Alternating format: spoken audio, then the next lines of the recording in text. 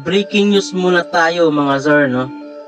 Kasi kahapon nga ay nag-post itong si Turki Al-Sheikh kung saan inanunsyo nito na hinihikayat niya daw yung mga batang boksingero o yung mga hindi superstar na boxer na maging undercard sa paparating na laban nitong si Canelo Alvarez at Terence Crawford.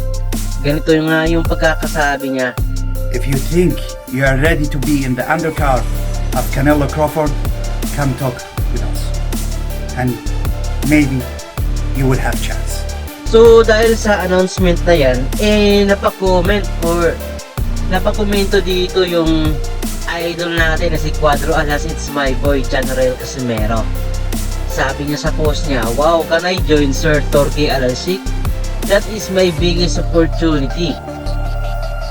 So, sinasabi dito ni Casimero na nais niyang mapasama dito sa malaking event ng Canelo versus Crawford.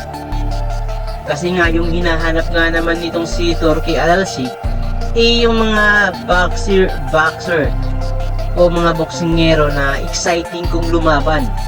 Patay kung patay o basagan ng mukha sa ibabaw ng lona ang estilo. Kaya lang, ang problema lang dito kay Casimero, medyo may edad na rin kasi. Ang hinahanap daw kasi nitong si Turki Al-Sheikh yung young and hungry boxer. So depende na lang siguro kung may backer na matino itong si Casimero, baka pwede siyang ilaban sa isang mas bata na basagan ng mukha ang estilo din sa pakikipaglaban sa ibabaw ng lona, no? Pero kayo ba mga idol, ano sa tingin nyo?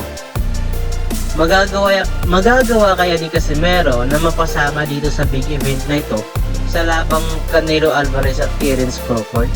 Ano sa palagay niyo? So yun lang yung update natin, no? Kung bago ka pa lang sa channel natin, paki-like at subscribe na rin. Maraming salamat mga idol.